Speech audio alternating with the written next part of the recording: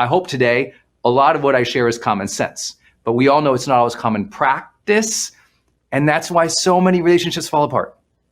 So simple one, first double side of the coin. We all know these two rules, right? One is put the relationship first, right? We all heard that before. And this is Denise's, I'm going to combine two of hers together right here. One is put the relationship first. But the flip side of that coin is you must grow and be independent and be striving to be your best in and outside of the relationship. Otherwise, if you aren't growing, the relationship becomes stagnant. And so it's interesting. That's that interdependence, independence thing that makes all these relationships so dang hard, right? Is because, yes, you want to pour yourself into your partner and your spouse and support them and cheer them on and make decisions just for the relationship. And we all have the individual spirit that wants to manifest and reach our own full potential. And how do we do those two things in union and alignment? We're going to talk a lot about that today. Our first teaching today, let's jump in. Our first teaching today is that simple understanding there's two sides of a coin in a relationship. There's relationship first, and there is grow and reach your potential independently as well. That interdependence, independence. You must recognize the push and the pull of that and be attentive to that at all times to have a great relationship.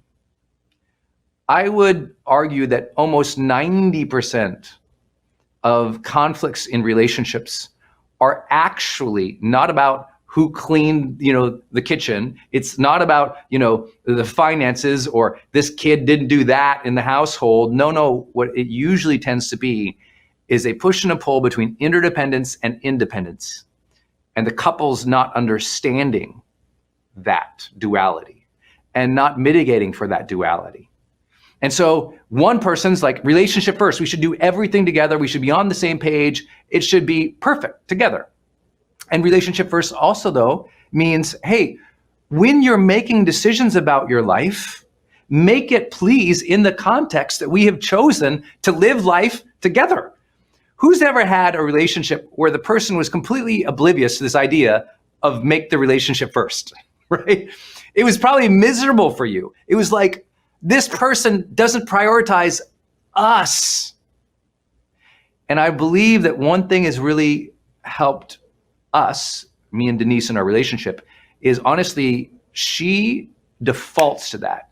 She is so good and bringing me back to that too, that it's about us. We plan together. We have to have the journey together.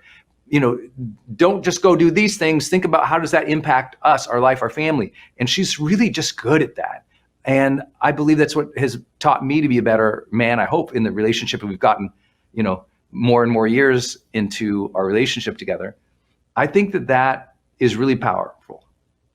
How do you put your relationship first? You always make decisions within the context of realizing you're in a relationship together. Like obvious, right? And it doesn't mean you can't have independent decisions.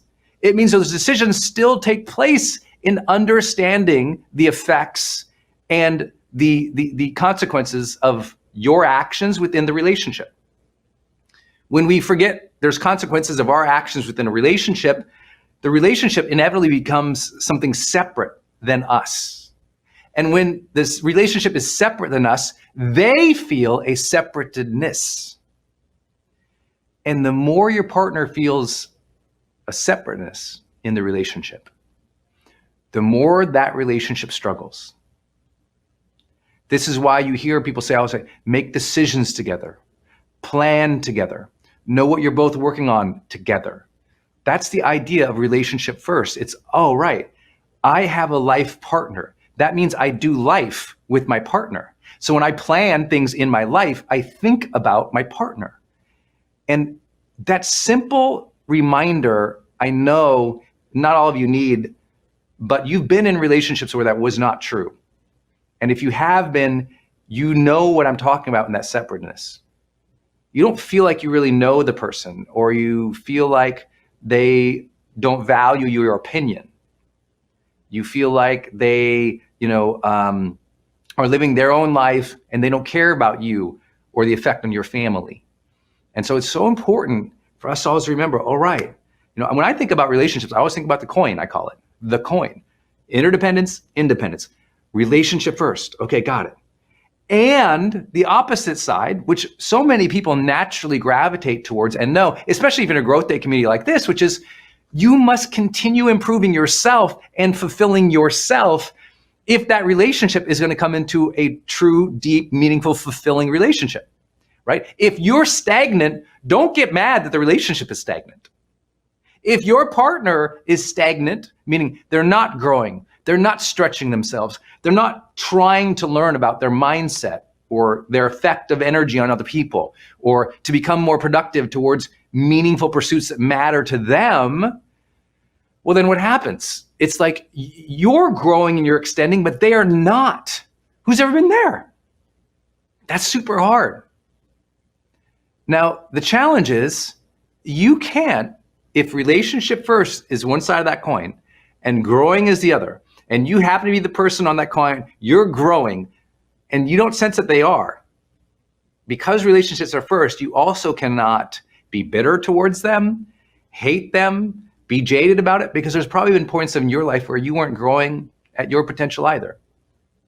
And what is the thing between, like, what is the material, I call it, between the coin? Interdependence and independence. What's the material, right? If you have a penny, you know that the material's copper, right, in between, right? What is the in between? Here's my philosophy. The in between, the stuff of the coin, is called grace. Grace. If two people are going to come together and it's going to work out, there's got to be grace between them. Grace when you're growing and they're not. Grace when they're growing and you're not. Grace when they're struggling and you're doing great. Grace when you fall a little bit away from each other. And without that, it's really hard to keep that coin unified and valuable, if you will. And so I want to begin today with a simple idea. I know after teaching about relationships literally for 15 years, and I've been blessed to coach some of the highest level couples in the business world and some of the highest level Olympic couples. I've worked with couples in every possible scenario that you can imagine, from new parents to people who've chosen not to have children, to people who are just trying to finally create depth and meaningfulness in a new relationship. I can share you, 15 years of coaching, you have to imagine every conversation or every other conversation brings up a relationship that somebody is in.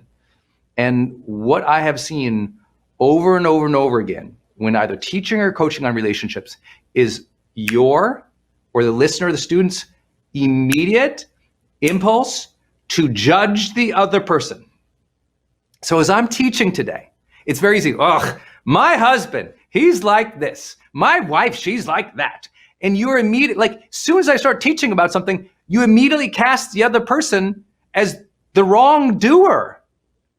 And if we're going to explore relationships today, no, the material in between interdependence and independence is not wrongdoer. It's grace. If you want the relationship to improve, if you want the relationship to deepen, if you want that thing to feel better, no bitterness here, no judgment here. I always say, judge less, feel better. Okay, let's not judge our partners or spouses here. Let's educate, let's learn, let's explore how we think. You can't control them. Maybe you're lucky and they're watching with you. And if you're watching this as a couple, make sure you put that in the chat and get some recognition and celebration that you're participating as a couple here. I think that's super awesome. I think that would be amazing. And so for some of you are doing that. That's great. But if your partner or spouse isn't here with you right now, don't make this a judge session on them, even if you're in turmoil, even if they feel separate, even if you're fighting. I want you instead to say, let me explore my relationships with openness and grace.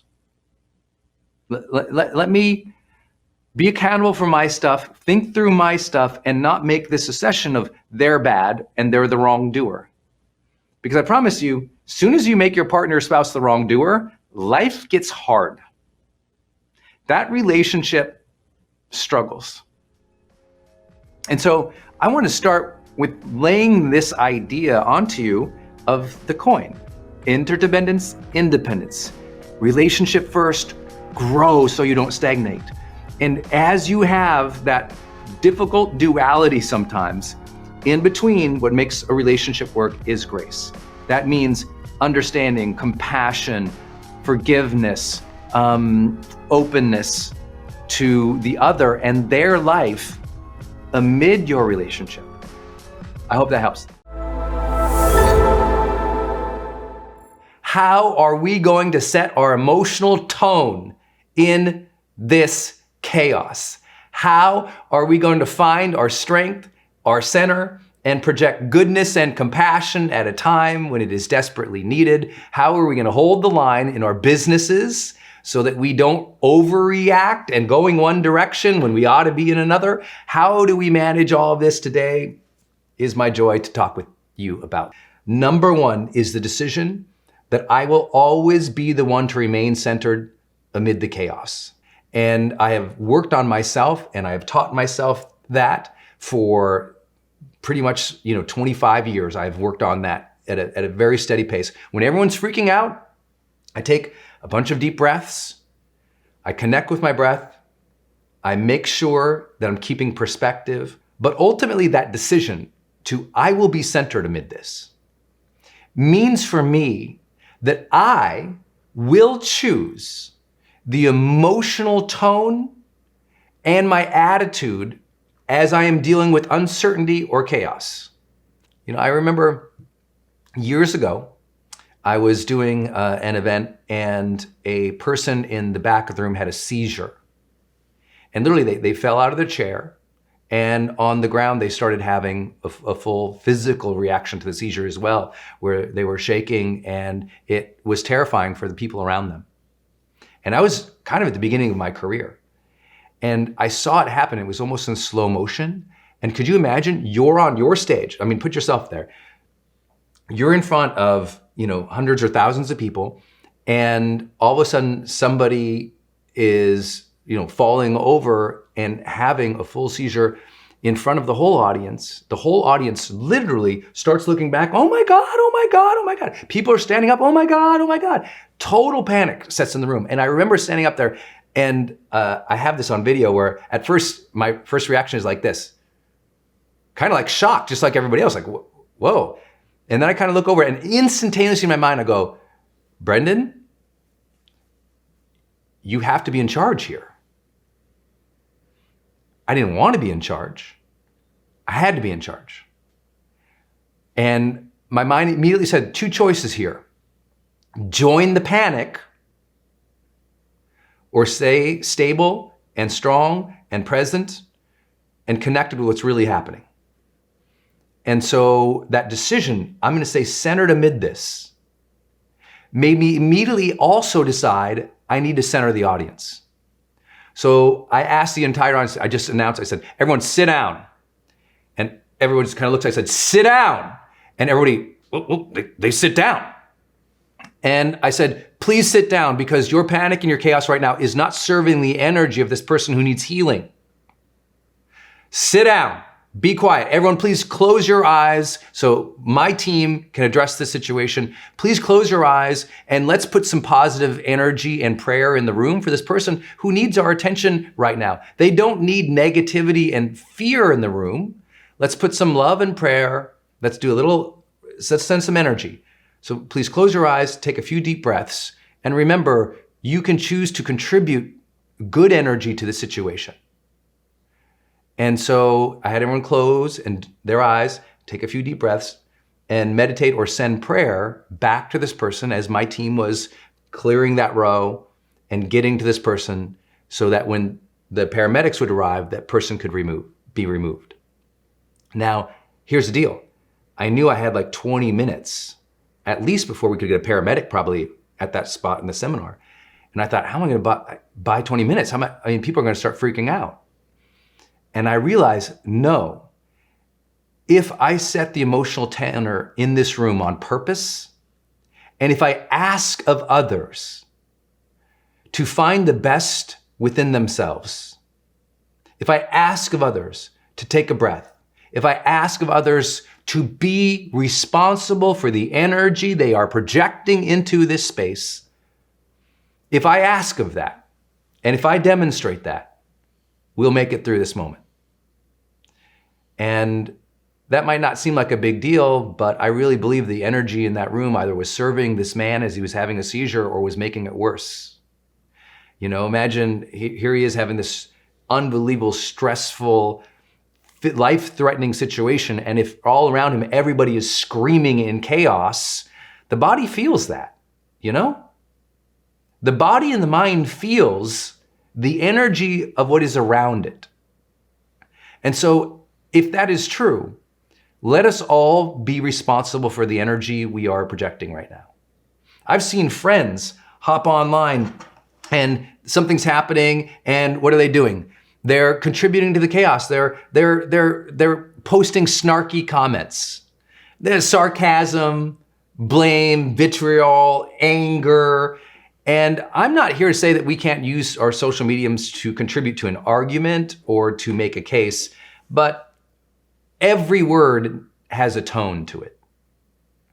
And the tone that we are setting in reply to chaos either furthers the chaos or it levels it.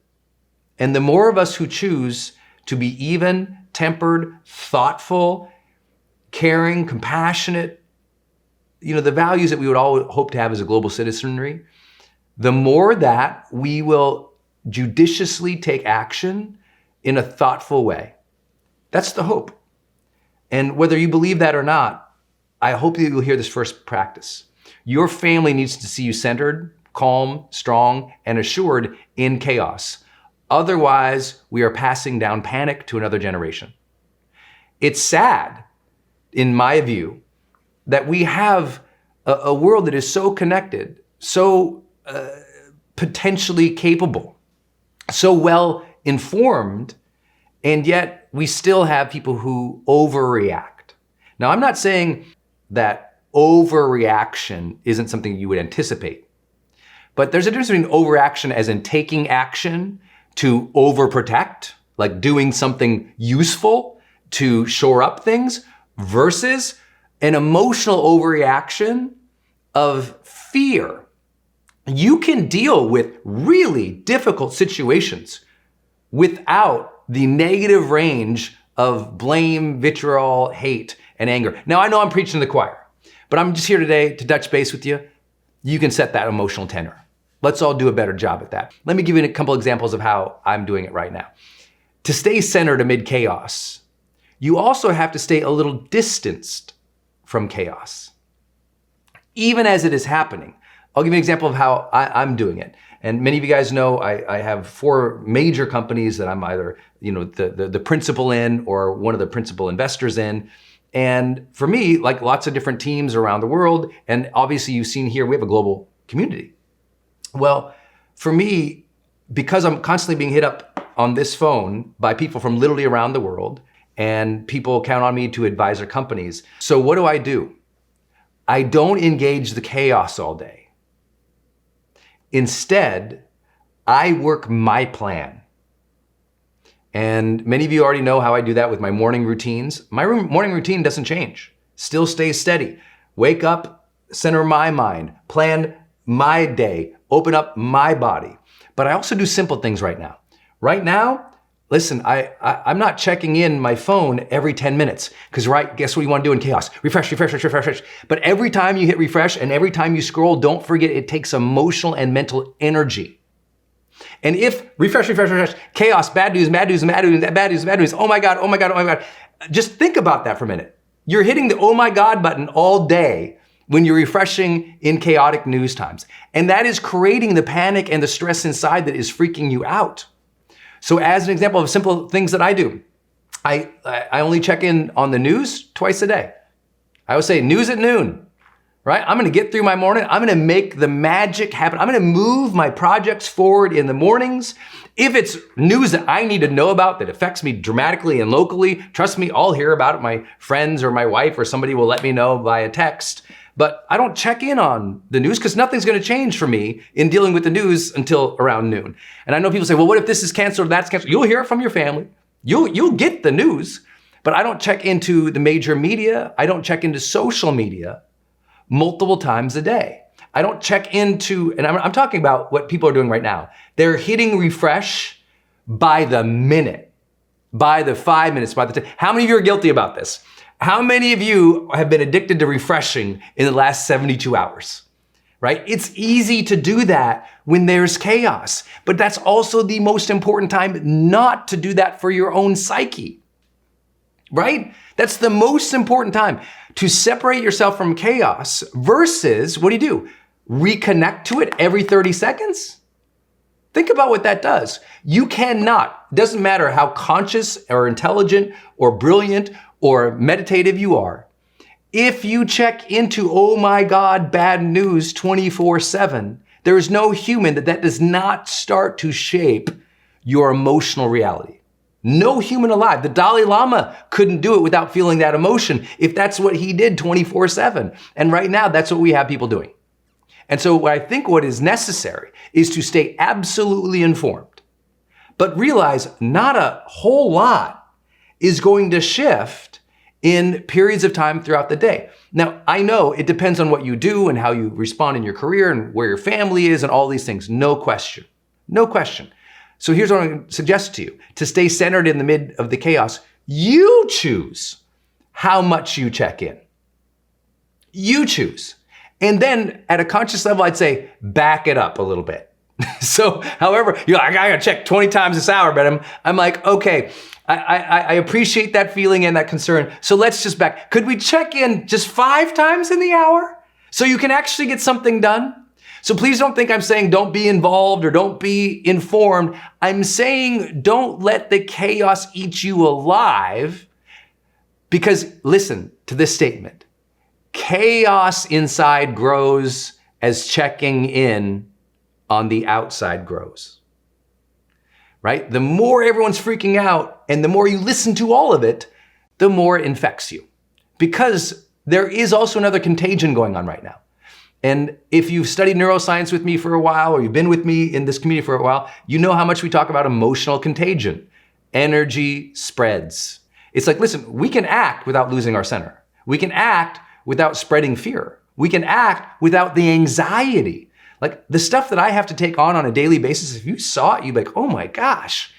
But I choose not to address it with anxiety. I choose to be in center of my emotional reality, the chooser, the captain of the ship.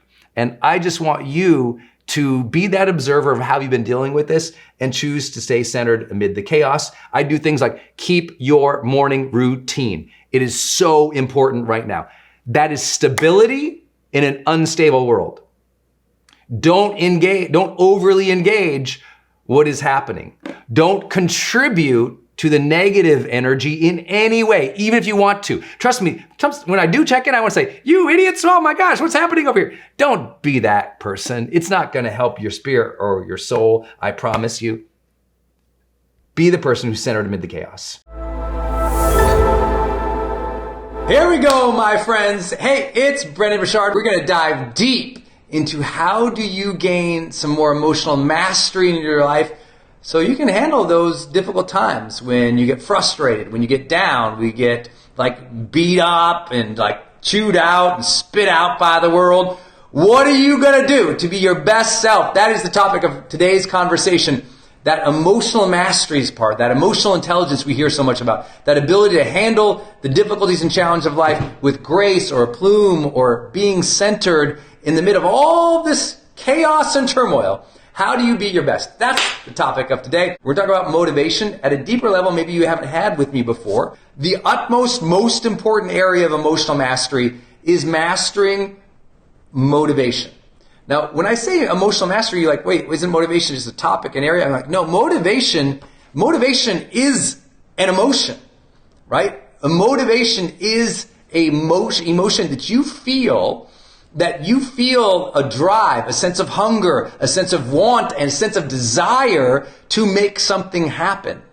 I believe motivation is one of the most important things we have to master in our total emotional sort of toolkit, right? Because if you can emotionally feel motivated every day, almost everything else can fall in line, right? If you're emotionally motivated to be a better mom, be a better caregiver, be a better parent, be a better lover, be a better entrepreneur, be a better business person, be a better contributor to the greater world. When there's a motivation pulling you forward, out of bed each day, into the office, into real life to be your best, then everything changes. When you lose motivation, you and I both know the loss of motivation is the first gate to suffering. You lose motivation. Now you don't feel like doing anything. You don't feel like doing anything, you don't work out. You don't feel like working out, you don't feel like doing anything. You don't feel like doing anything, you don't want to do your goals. Don't feel like doing your goals, feel unfulfilled. Feel unfulfilled, feel unsatisfied. Feel unsatisfied, feel like life is meaningless. It is a slippery slope when you lose motivation. But the issue is no one has motivation 24/7 all the time. Motivation is an emotion you learn to cultivate by using your mind, your body, your greater consciousness to ensure that you feel that pull of purpose, that you feel that energy inside that says, I want to create, I want to contribute, I want to be my best self, I want to connect with people. And so motivation is something we're going to have to generate on a consistent basis. I know many of you are at HPA and you hear me say, all the time, you have to learn to bring the joy because the power plant doesn't have energy, it generates energy. Motivation is something the motivation guy, I have the best-selling book of the entire century with motivation in the title. It's called The Motivation Manifesto, if you haven't read it. And the Motivation Manifesto is like, if anything is imbued in that book, it is like this ferocity and this fierceness and this attention to living our best lives, but it has to be like generated. Because even though I'm the motivation guy, there's plenty of days I wake up and I'm like, blah. I don't feel like it. There's plenty of days, there's plenty of moments where just like you, I'm just like, I'd rather be lazy and do nothing right now. And that's okay. That's part of homeostasis. That's part of our human body to want to power down, to relax, to chill out. But too much of that can lead to an unfulfilling life. So you must learn to generate the emotions of drive, desire, go-gettedness, whatever you want to call motivation. And so it's something that we have to learn to stoke. Motivation is an emotion we feel by either luck or by purposeful, conscious design. I just choose to design it into my day every single day. Motivation is driven by certain things. You have a spark, you have something that sustains it, and you have something that grows it. Okay? The spark of motivation, which is how I anchor into being motivated each day, is ambition.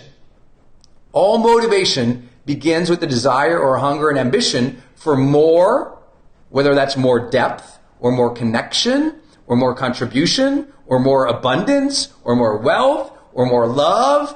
Like we just want more of something.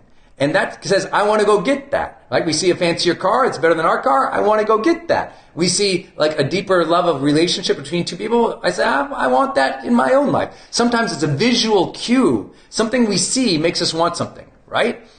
Not too far from here, there's a beach that I strolled on vacation, I don't know, a couple years ago. And I said, I want to live here. And it was a motivation. It was a cue. I saw something, desired it, wanted it, went after it. Like, so sometimes it's a visual, it's a cue out in the world that says, I want more of that thing. And ambition can be visually cued. For some people, if you just wake up, I mean, think about it. You wake up, you grab your phone, you're like, and all of a sudden you don't have any motivation. Instead, you look through all this stuff and all it did is make you feel like you're not enough, or it distracted you, or it upset you, or it created, anger, anxiousness. You got to be careful how you're using cues to start your day. I use cues to start my day motivated. And those cues to start my day motivated are things like I literally wake up and I'll wake up and I'll think of things that I'm grateful for and that I want to give in life. I'll wake up and I'll think about someone I want to do something nice for or surprise today. I'll think of something I can be excited about today. I'll, as soon as possible in the morning, revisit my ambitions list, my goals list. I'll look at them. I'll not wander through the day looking at social media and then, I guess it's time to work and look at my goals. It's like my goals, in the first few minutes of the day, I'm revisiting them. And what I'm doing is when I'm looking at my goals or my agenda or my schedule, I'm looking at it and I'm thinking, okay, why do I want this? What would life be like this? How could I go get it? What should I do today to make that happen? And that motivates me. That's my list of goals, my list of ambitions, the things that can excite me. In other words, it's very intrinsic goals. It's intrinsic rewards that I'm after. I'm like, if I go do that, I will feel better. If I could have this, I'd be happier, right? It's not that I can't be happy with now, but I want to pull. Like if I can have that future pull, that's going to motivate me to go do stuff, right? I have to literally generate that in my mind. And so when I have that connection in the morning, then my takeaway for you is connect with your ambitions every morning, very first thing in the morning. Somehow part of your morning routine, connect with your ambitions. Look at them. Why do you want them? What would you get from that? How would you feel from that? What would that generate? Why would life be more meaningful? Really connect with that ambition every single morning, and you'll start to notice you feel better. Because remember, if you were at HPA, if you've ever attended our event or our seminar, you also know this reality, that motivation wanes with attention. Meaning, if we don't give our ambitions, our goals, a lot of attention, the motivation just goes away.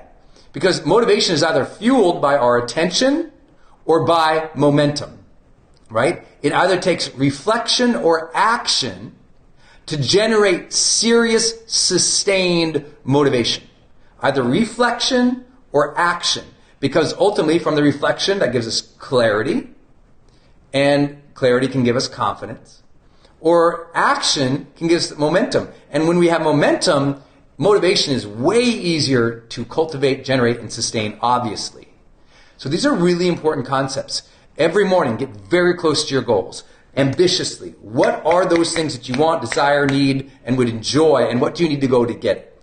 That's the intrinsic type of things, the things we'll feel good about, that drive satisfaction, fulfillment, meaning, excitement in us. But I also have my extrinsic, meaning my external cues or goals or rewards that also I revisit. So for me, example, when I always tell you, wake up each day and at some point say, who needs me on my A game? For me, every morning, I re-anchor down into my relationships. I think about, okay, if I don't show up today and do a good job, then my wife and I have a lower quality of life. Then I can't support my mom. Then I can't support my team. Then all these people who count on me every day for motivation or count on me for leadership or count on me for support, they don't get that from me. And I tap into that reality that if I don't show up for somebody today, then you know what? By the end of the night, I'll feel worse about myself, but also it will impact other people. Because you cannot have real, high-powered mental motivation without a connection to other people. We are social animals, so we have to think about, okay, what should I do? How can I contribute in a way that serves other people? So where that internal one is about self and satisfaction and fulfillment and meaning personally, that's tapping into our own passions, desires, wants, and hungers. That external one is ultimately about service, about giving or taking care of or being the caretaker of other people. And you cannot just keep starting your day. I guess I'll get some coffee and read the news and see what's on social media or hop into the car and listen to trash talk radio or turn on the TV and hope to find motivation later in the day. Like you want to kick off the day with motivation. Like get already in the morning, immediately in a good state of mind. When I'm in a great state of mind, it's like, bam, the day goes. And you know what? If you start the morning in the right frame of mind, motivated, driven, because you're connected to what drives you and what will serve other people, then when you start like running out of gas at noon, 1, 2, or 3, it's easier to like re-spark that flame than to fuel that flame than to start a new fire, right? Because some people just keep waiting. They don't even think about, I guess I should be motivated until they've lost it. I want you to start the morning with it and sustain it throughout the day by revisiting it. Remember, the secret to all of motivation is revisiting those whys. It's revisiting that ambition that you have for your life, for more, for others, for contribution. That's everything, right? That's everything. And if you get away from that too many days, too many weeks, too many months, I'm just here to tell you, you're really going to struggle. So I hope that helps. Every morning, everybody, every single morning, I really want you to connect with that. Okay, what am I motivated? What am I driven by? And that's going to really, I can't explain how much that's going to help you. You will feel it and you will know it if you will do it every morning. Okay? Motivation starts in the morning, but it's also sustained by that morning frame of mind. So that's really key. That's the first idea behind motivation. Connect with your ambitions first thing every single day. Give attention to that every single day. Here's something I don't often talk about, but it's important for me because it's very easy for me to be really effective in the mornings. And then that afternoon, 2, 3 o'clock, and I can just be like, man, I want to go outside, take a walk, come back, turn on some Netflix, eat some carbs. You know, that can be my afternoon if I'm not careful. So here's what I do. I have a checkpoint in the mid-afternoon to recognize, reward, appreciate anything that I have done today. Anything that I have done today. And that midpoint checkpoint, for me on my phone, I just have an alarm. Mine tends to go off around 2:30 or 3 o'clock in the afternoon. It just flashes to me and it says, what's been great today? What's been great today? And so that will cue me, all right, it's time to visit. What's been great today? So I'll just think about something I've done. It could be like, I answered 10 emails today that I have been avoiding. Good job. It could be as simple as, I made that one call, I said I was going to call, did it. I shot that content, created that thing, whatever. Some type, like, listen, motivation is often driven by recognition. So recognize what you have done so far in the day, early afternoon. Then what I do, in order to keep myself motivated even more, because I've set in my mind that I want to be a person who's excellence driven, what I will do is I say, okay, here's what's great so far, and then I ask just a simple question. How do I complete this day with excellence? Just a simple touch point in the afternoon. How do I complete this day with excellence? So I will look at the rest of the day, whether that's 2 hours more, 4 hours more, 5 hours more, 6 hours more, whatever it's going to be for me, and I go, okay, how do I think through the rest of this day with real excellence? And when I can connect with that, I'm telling you, it's just so part of me, and it really makes me want to serve. So please think about having a mid-afternoon connection point to keep yourself motivated. You'll feel a whole different quality of life come in. I promise it's a different experience for people, because most people, they're just running and gunning through the day. They don't realize or understand or accept how challenging it is to lose motivation. And so many people, they've gone weeks without being motivated. They're going through the motions, but there's no energy. There's no emotional pull towards something better. And because they're lacking that emotional pull, what ends up happening? They dog it. They don't contribute as much. They react and sort of create, and all of a sudden a couple of weeks later, they're like, I don't know why I'm so unfulfilled. Well, no duh, you're so unfulfilled because you haven't been tapping into that emotion of motivation. When we lack motivation, it is a slippery slope to suffering. So please recognize that you must cultivate more motivation. What else can you do? Well, I'll tell you, it's like ambition, attention to those ambitions, effort towards those things. I think all of that is really, really, really clear. But I also really believe that a lot of motivation is simply lost because of fatigue. So let's say you're doing all those things, but you're wiped out. You're tired. Like, a lot of motivation really rests on how you feel physically. If you feel lethargic, you feel tired, you have the flu, it's harder to be more motivated. You can still do it by doing what I've talked about. Re-cue yourself, reconnect with those things. But health-wise, it's really critical for you to say, okay, if I want to be motivated long-term, I need to feel greater levels of mobility and energy in my body. So if you ever hung around me, I'm constantly bouncing and moving and breathing. And if you've been with me at HPA, you see some of these practices, this breath work that I do, that I'm activating and opening up my body so that my body says, let's go, versus, right? So my body's not like, oh, I ate this terrible thing. Instead, my body says, I feel refueled. I feel ready to go. Let's go. So I manage my sleep, my diet, my health in ways that support my mental clarity and energy. And I know that, like, it sounds, sometimes people think motivation is just a mental game. I'm like, yes, but your mind and your body are connected. If your body is lethargic, so is your mind, right? That brain-body connection is real, y'all. And I know you know that. You've been sick, you've been tired, there's other times when you've been out of shape, you feel terrible. So I'm here to encourage you, as I always do. If every single month in high performance, I have to cheer you on to get in better health, to prioritize your health, to sleep good, to eat well, to move. If I have to do that every single month, I will do that. I will be your champion. I will cheer you on. I want you in excellent health this year. So please hear me cheer that on every single month, because I just know I get you in better health. I get you in better mental health.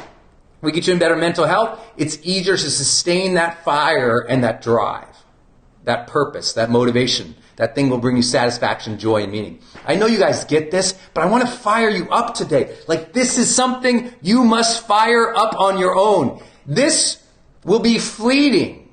Of course it's fleeting if you never look at it. I tell you all the time, no wonder you're not motivated. You haven't thought about what motivates you in 3 days. Just think about that. No wonder you're not motivated. You haven't thought about what motivates you in 3 days. Every morning, I'm a deep dive in what's going to motivate me. I get excited about it. I look at it, I'm like, okay, let's go. If I didn't do that, I need coffee.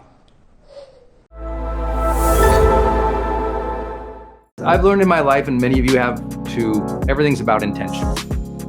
Like, what is the intention of my communication with this person? And I believe there's 3 intentions we have to set. Okay, so this is what my idea is. You got to set intention for learning, honoring, and improving. Okay, this is all one point, so please write this down.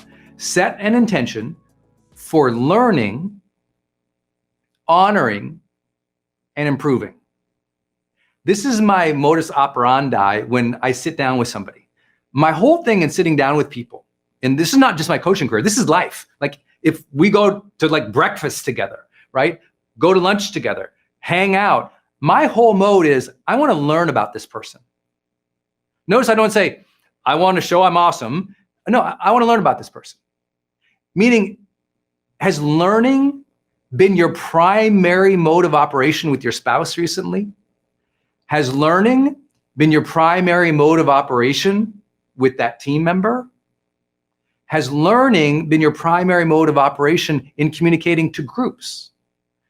Or when you're talking with your partner or the person who you love, is it always just about, you got to tell them what you need, you got to tell them what the to-do list is, you got to tell them what the agenda is, and you live in communication land that is what I call agenda-based, not learning-based.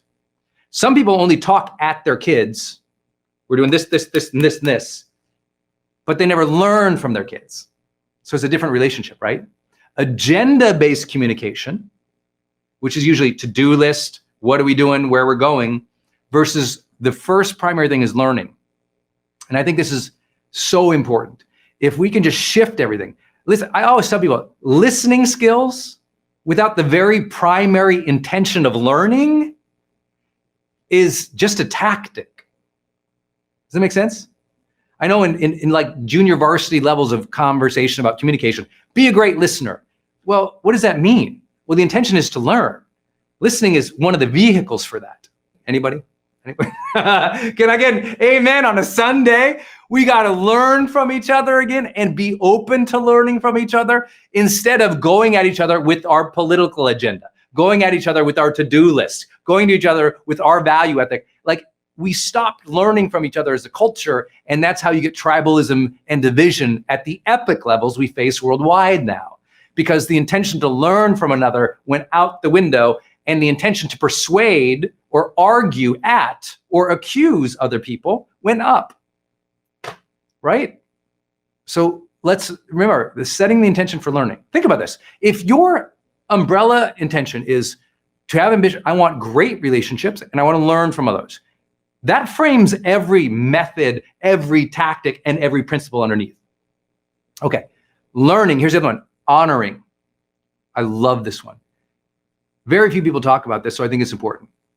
In a relationship, in your communication style should be honoring of other people. What does that mean? Honoring means you hear what they say, you reflect it back, you honor that. That's a great idea. Thank you for sharing. I appreciate you. I really value that you shared that. I respect that you're participating right now. I'm thankful that we're having this conversation. Also saying very simple things like, I appreciate you did this. Good job at that.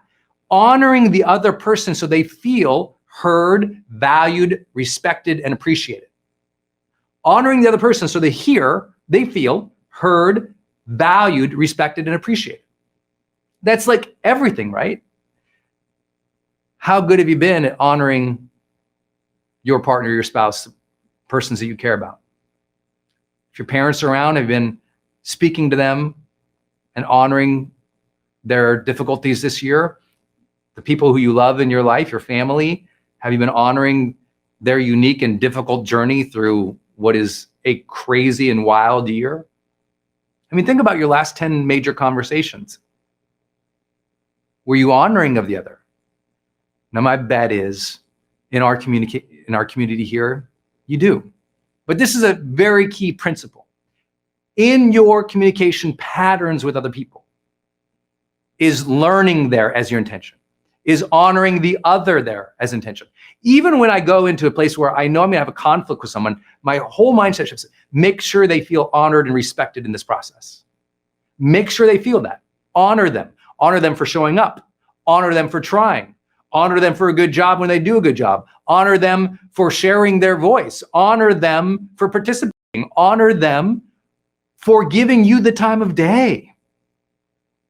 Really, like if we can remember the value of each relationship, everything can change. All right, so our intention is for learning, honoring, and the last thing is improving. You want the most advanced communication skill in the history of the world? Try to improve another person's day. Try to improve another person's day. Listen to what they're saying and try to ask questions or give advice when it's sought or share an idea to help them improve their situation, their day, their feeling, their mindset. My mode is whoever is here, I am here to be of service. Whoever's in front of me, I'm going to try to really learn about them, to honor them as a person, and to help them reach whatever goals that they're after, right? You've heard me say that in my mission statement forever. It's like to help people achieve their goals faster. That's just part of the conversation with me. And I think that's given me great skills with other people because it's taught me how to listen for what they want. So this one, I know I'm belaboring this point, but I think this is so important. You've got to set that intention. I'm going to learn here. I'm going to honor this person. I'm going to help this person improve. I'm going to learn here, honor this person, help them improve. Learn here, honor this person, help them improve. That little triangle of goodness is running in my brain all the time, and that helps me. Right? I don't always get it right. I'm not a perfect communicator, but I think I get paid at the level I do as a coach. I think I have the depth of relationship with my family and my friends the way that I do because these things are my value ethic. Don't always get it right. Plenty of time, just like you, I can be in a hurry. Plenty of time, just like you, I've got an agenda. Plenty of time, just like anybody else. We don't always understand people, appreciate them, agree with them. That's okay. But when I lead with these things, I want a great relationship with this person.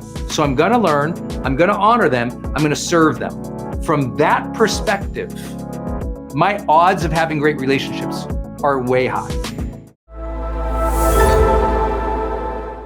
I'm really excited to talk about this month's topic, which is how do you create remarkable and long-lasting friendships? And I'm talking about the kind of friendships that you love, the friendships that bring you alive, that bring you that connection, that help life feel more even meaningful, that help you progress and feel supported, help you be seen, help you feel a true connection with not just others, but with humanity, because the people around you are awesome. And when the people around you are awesome, you know you feel better about life. But we also went through this crazy last 18 months where so many people were isolated, where we had so much turmoil, so much conflict, so much in just uncertainty and fear in the world, where I really believe friendships really elevated, and you could see whether or not you had great friends throughout this pandemic or you didn't. You were able to see whether or not you got the support that you needed, whether or not you were able to maintain your sense of vibrancy in some of those times of aloneness, whether or not you had people who cheered you on when you decided to make a transition, start something new, or the kids left the house, or you got sick, or something was going on that was difficult in your life. We look to our friends. And I think that this is a very undervalued conversation in mental health. So much about the mental health conversation is appropriately about self-awareness, it's about mindfulness, it's about taking care of our stressors, and a lot of it is that solo work that we all have to do for self-mastery. But I can tell you that the great universities of the world, the psychology department is right near the sociology department because they go together. Like, we are social beings. And when you lose that social connection with the world, which usually starts through lack of disciplined habits with your friends, then suddenly life loses its color. And I think this is so important. You're going to hear me talk about friendship today in a way you probably haven't heard before, very much from what we would call a high-performance psychology perspective. And I think you're going to love this. So if you've been struggling with friendships in your lifetime, not either having enough friends or not having the quality of friends that you've always wanted, this is a serious conversation today. I can't imagine a time, at least in my life so far, where friendships were so incredibly important. I get to share some of the things that really have worked, not just in my life and my friendships, but in studying this work deeply over the years, in recognizing how many people are entrepreneurs, high achievers, people who are trying to make great impact in the world. You're here today, and sometimes that journey can feel very lonely, or when you get to the top, it can feel lonely, they say, and I'm like, I kind of believe what my friend Brian Tracy and mentor said to me one time. He said, if it's lonely at the top, you did it wrong. I thought, woo, that's good. That's good, because maybe sometimes we value today progress. We value today getting things done. We value that top mountain of achievement. And then we look around and go, oh, nobody really knows me. I don't feel a connection to others. Yeah, I got the thing, the house, the car, the bank account, the accolades, the Instagram page, and all of a sudden though, something's missing. And friendship is one of the greatest vehicles to the real psychology of well-being that we talk about here at GrowthDay. And I'm gonna share with you a secret today, just a simple phrase. You're gonna go, oh my gosh, that's why my friendships aren't going right. So you're gonna love this session. I say that triangle, right, of well-being that we talk about GrowthDay. Aliveness is one of the things we all want after we had everything else, right? Another thing we want is connection. We're not after casual friendships here today. We're at like, how do I create authentic, deep, trusting, vulnerable, fun, real relationships? Because how many of you have ever had friendships that turned out to be fake? You thought you had a good friendship and that thing turned out to be not so good or poisonous, or somebody like they weren't loyal to you as a friend, or they lied to you, or something went wrong. You thought, what? How could that happen in that relationship? And I always tell, friendships are a science of relationship, right? It's about how you create relationships with others. And I'm going to give you, again, a phrase that will really help you with this today. And then if it's true that we want aliveness and connection, this triangle, another thing that we want is meaning. Well, meaning isn't achieved just by living your purpose each day in your own head.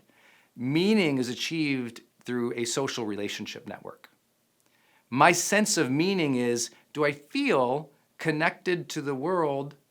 And the world isn't an abstract thing. It's not like I feel connected to the oak tree. It's like, no, did you make your difference in the world? That's going to be served and answered through your social impact, your relationships with others.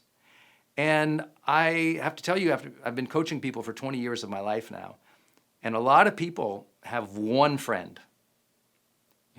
In the United States, unfortunately, the number of people with 3 good friends has declined over the decades. You're like, 3 good friends?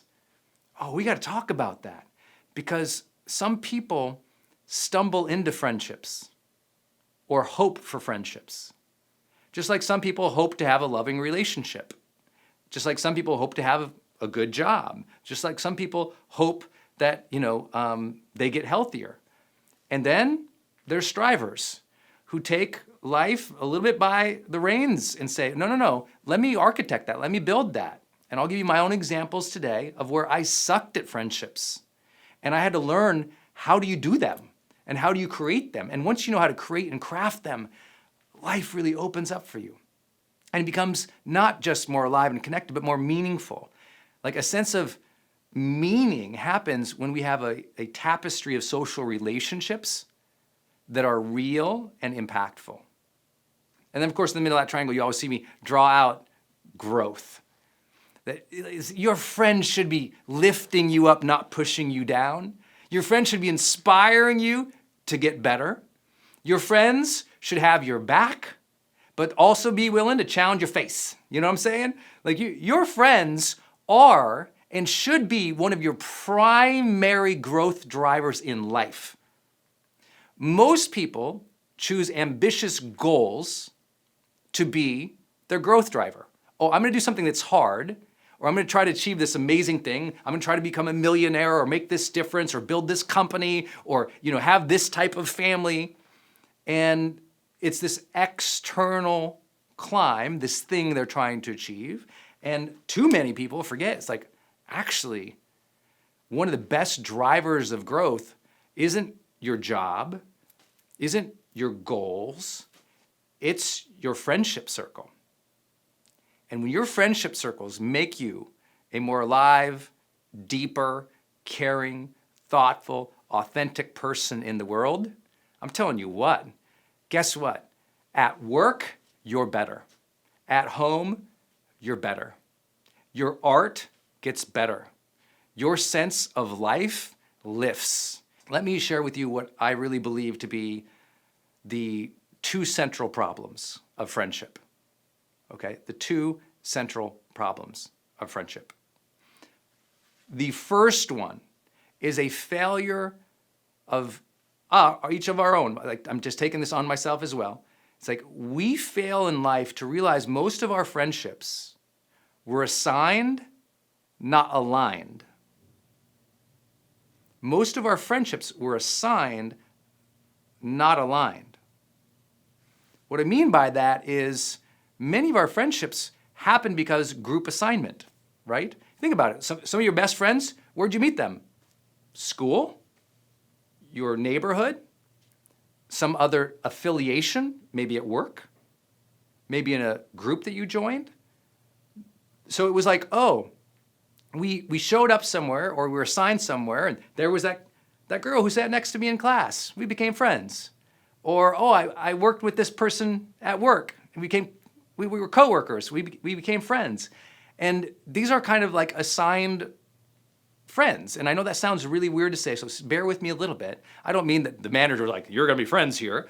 What I mean is, because of your group, your affiliation, or where you were, you kind of met people there, and by default, by you being a good person or communicating or doing stuff with them, you kind of became friends. Versus, that's like an assigned friend. It's like, oh, because we were here, we became friends. Versus an aligned friend, which is, oh, I'm an adult now. What are the types of friends that I want to create that align with my passion, my dreams, my lifestyle, my values, my beliefs, the things that I want of life, and let me go get them, not let them fall into my lap. Which brings up the second designation. And this is hard to say to people, and if you're in a place where you feel lonely in your life, or you feel like you don't have great friendships, I promise this will be so helpful for you today to even know how your own brain thinks. And many of us, and I was this way probably all the way throughout high school even, I never, and this is the second problem of friendships, I never made the deliberate choice to have remarkable friendships. I kind of ended up with friends. Anyone know what I'm talking about? Who's like ended up with friends? If you kind of just ended up with like this person, it was kind of, my friend, one of my buddies he goes, I don't want no rando friends. And it was like random. Now, I love random. I love the universe. I love God. I love coincidence. Listen, I read the Celestine prophecy. People are glowing out there for me. I believe in that coincidence stuff. But I can also share with you, like, if you just allow randomness in your life all the time, you'll always feel a sense of mediocrity too. We have to stretch. We have to choose our life. And to choose our life, we have to be deliberate and go, what kind of life do I want? I would like you to learn to architect your ideal friendships. And can you get all of them, and will all your friendships be perfect? I'm not that guy. I'm not here to promise everything's gonna be sweet and perfect and peaches in life. I am here to suggest, though, that if you haven't deliberately chosen the types of friendships that you want, that's a problem, especially if you're an adult, right? And that's the thing is, we're not encouraged to do that. Think about how much time people were feeding your ears with the idea you had to be really thoughtful about the career you choose. How many of you ever had more people tell you more times about be so thoughtful about the school you choose, the career you choose, but no one ever said as much, be very thoughtful about the friends and the friendships that you build. And that's why we have a lot of high-achieving people who are lonely their whole life. Well, think about your career. What are you going to be one day? Very rarely, what's the type of social network you're going to build around you? What's the type of friendships you're going to architect? What are you going to be proud of in terms of your friends in the future? What do you want your friends to achieve? What do you want your friends to experience in life? Not just what they give you, but what are you going to give out too? What kind of friendship do you want to create and experience? How do you want your friends to actually interact with one another? Have you ever thought about that? We spend so much time, if you're a parent and you have 2 kids, you're so worried about how they interact, right? I know people who've never even thought, how do I want my friends to interact? I mean, they might think, you know what, we shouldn't put them in a room at a party because they have this history, that background, but very few people are like, I'm going to actually teach my friends how to be friends with one another. Now, I know some of you might be like, this guy sounds like a control freak. I'm like, I am, but I'm a happy one. You know what I'm saying? I think this is such an important area to architect. Most friends have never talked about how to be friends. They just go, you want to go to lunch? They go to lunch. They talk about the weather, the waiter, the food, what's going on. They leave. And there's no architecting. There's no, I think of like social systems are things that can be shaped. You all think like at work, right? How much we talk about at work, building a culture. More books and more people have spent time on this conversation of building culture at work and never the culture of a friendship. Isn't that weird? I don't know where along the line we lost the conversation and the desire to choose to build awesome friendships and a culture of friendship.